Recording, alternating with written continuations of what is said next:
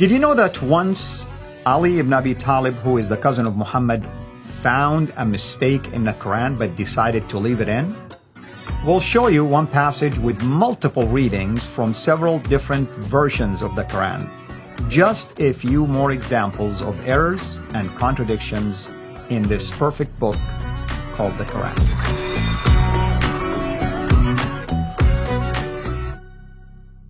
Today we're going to talk about contradictions and errors, or at least errors and contradictions found among different Quran versions.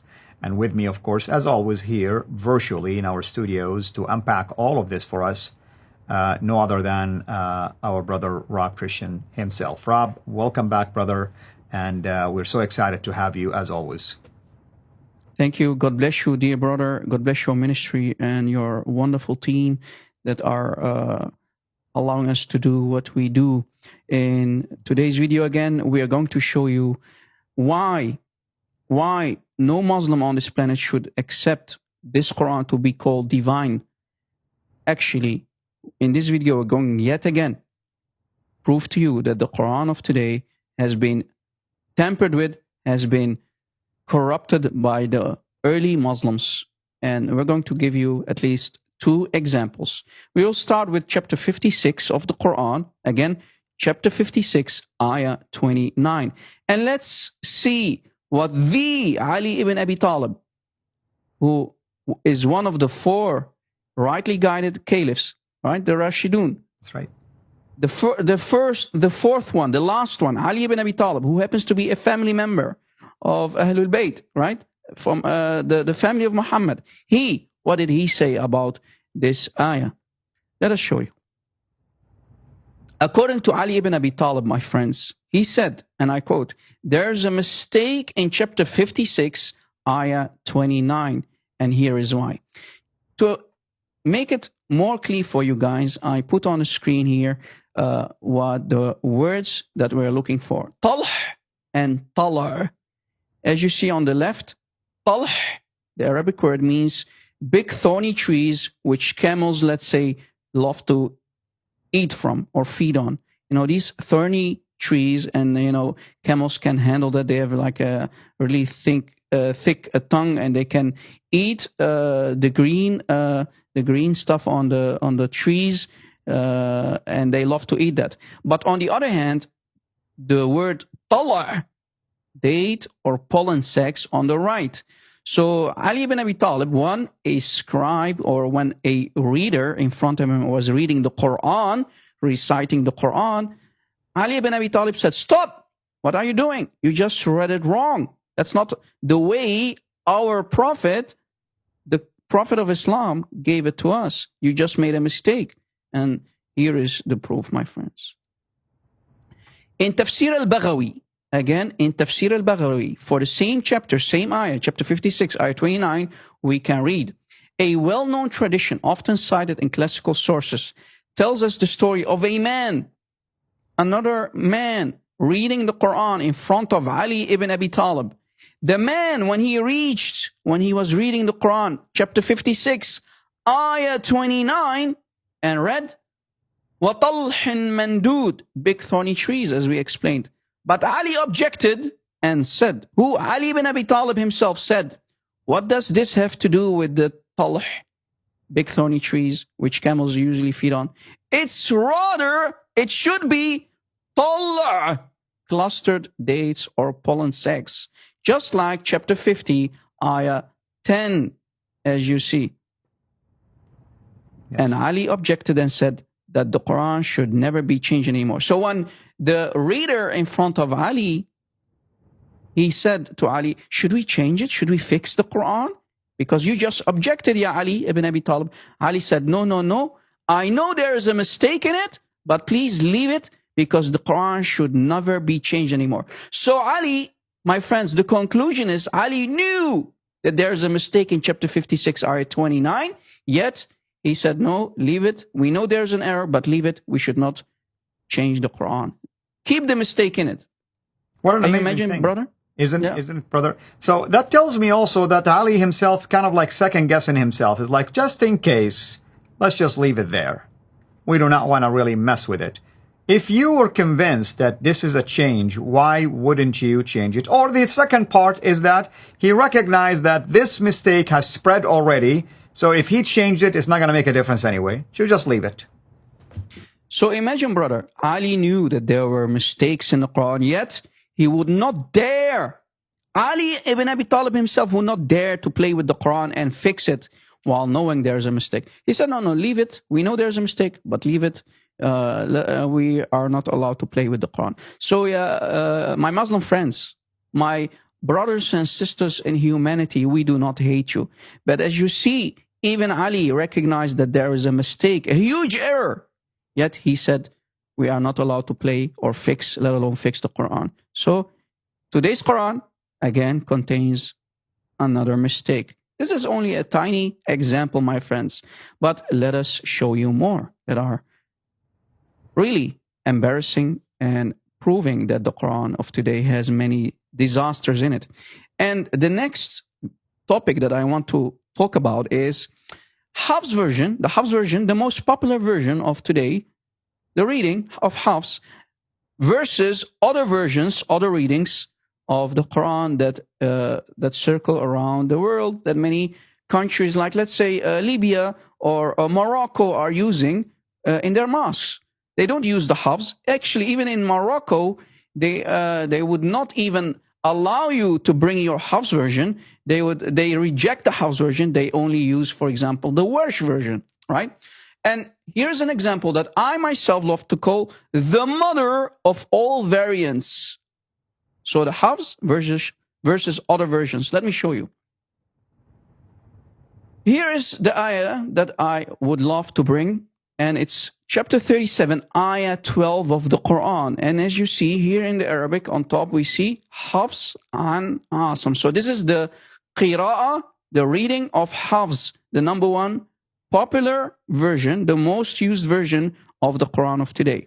It says in the Arabic, بَلْ عَجِبْتَ وَيَسْخَرُونَ. The word that we are looking for is عَجِبْتَ, ending with an a, right? Alif, basically. And, they put a fatha on top, the T, the ta, it becomes عَجِبْتَ. So what does it mean? But you, Muhammad, in context, but you, Muhammad, you are shocked, you wonder, while your enemies, while they mock you. So it's talking about who, brother? Muhammad. And I want everybody to focus and pay attention on the you. But you, Muhammad, in context, wonder, you are shocked that your enemies are mocking you. But brother, let me show everybody the shocking contradiction in the other variants, other versions that are nothing but a variant, a contradiction of this ayah. And automatically it becomes a contradiction in one of the main doctrines in Islam. Watch.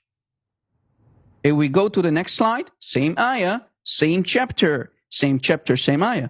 Chapter 37, ayah 12. But now, Ad-Duri an al-Kisai. Who? Ad-Duri an al-Kisai reading. And remember what we said in the earlier video? Al-Kisai, al-Kufi, was a homosexual, and he used to drink a lot of wine. And here's the result of his drinking wine right here. Yeah, there you see. And Ad-Duri basically got it from him. So Ad-Duri an al-Kisai al-Kufi. This one says, same ayah, same chapter. بَلْ عَجِبْتُ وَيَسْخَرُونَ. So in the end, the O, right? The other vowel on top, the T, the ta. But in context, it's about Allah, not Muhammad. But I, meaning Allah, wonder while they mock. Wait a second. The Hafs version just said that it's Allah, Muhammad who is wondering, who is shocked. But in the Ad-Duri an al-Kisai version, it says Allah. Yeah. And this is a problem in one of the main doctrines. How can Allah be shocked? So clearly, in Ad-Duri's version here, Allah sounds like a human. He is weak. He can be shocked. Right, and basically, the first one is in the second person singular. This one in the first person singular.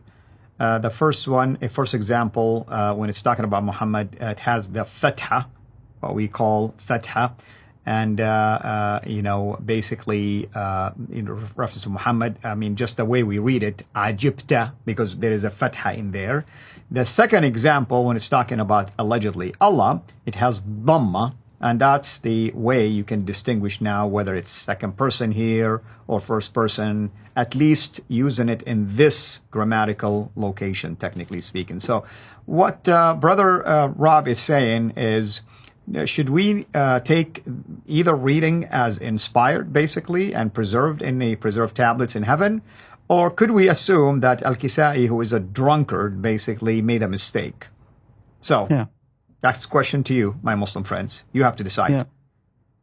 Let's say Al-Kisai is a homosexual. He cannot be trusted. He is a drunkard, as we proved in an early video. We cannot trust him. What about the following readings? Here, Abu al-Harith an al-Kisai, again, Abu al-Harith an al-Kisai, again, contradicting the Hafs version, not ajibta, but in this case again, bal ajibtu wa yaskharun, but I wonder while they mock. Again, Allah is the one who is shocked, who is wondering. Ya Muslimin, which qira'ah should we take? The Hafs version, or in this case, Abu al-Harith version or qira'ah? Which one is the real Qur'an, ya Muslimin? And can you just reject Quranic readings? Throw them away? No, because in Islam, you have to accept them all. All of them. That's what you said. All of them are the Quran. And we continue. We find the Khalaf version. The Khalaf version, we discussed Khalaf last time. Khalaf an Hamza saying, Bal ajibtu, ending with an O because of the vowel on top. Wa yaskharun. But I, again, Allah is shocked. Allah is wondering while the enemies mock him. So which one is it? Is the Hafs correct? Is the Khalaf version correct? Is Abu al-Harith correct? Or the first one that we showed you? Ya Muslimin, we have a disaster here. We have contradictions on top of contradictions. Absolutely. And it seemed like the drunkards agree that it is ajibtu, at least it is ajibtu. So, and we showed you 3, but actually I can show you even more. There are 6, my friend, that I found. 6 different versions, 6 different readings, as the Muslims love to call them, that contradict the Hafs. Absolutely. Should we continue with that in the next part and show these examples? No, there's no need. But if you want to show one more, maybe. Yeah. No, we can. Yeah. I don't have the slides here, but I can show them if it's needed. It's no problem. But at least the point is made here that there is a difference between what we call the Hafs, the traditional one, and those other readings. And it's a big difference. One is talking about allegedly Muhammad. The second one is talking about allegedly Allah. So who is it talking about? Muhammad or Allah? Don't tell me it's the same. Unless if you claim Muhammad is Allah, that's a whole different story, obviously. Yeah. Yeah. And, the funny thing is that it amazes me how they love to pick their cherries, pick and choose. I like the Hafs. I want to take the Hafs as the real Quran. And people from Morocco, they will take, for example, the Warsh. People in Libya might take the Duri, and so on and so on. So it's really shocking, brother, that Muslims still today claim that the Quran is one. Yet we see all these variants. And as you see, this is a huge variant because who is shocked? Is it Muhammad or is it Allah? And how can Allah be shocked? How can Allah not know, right, that his enemies are going to mock him? Absolutely. Anyway, Muslims, please think. Use your brains.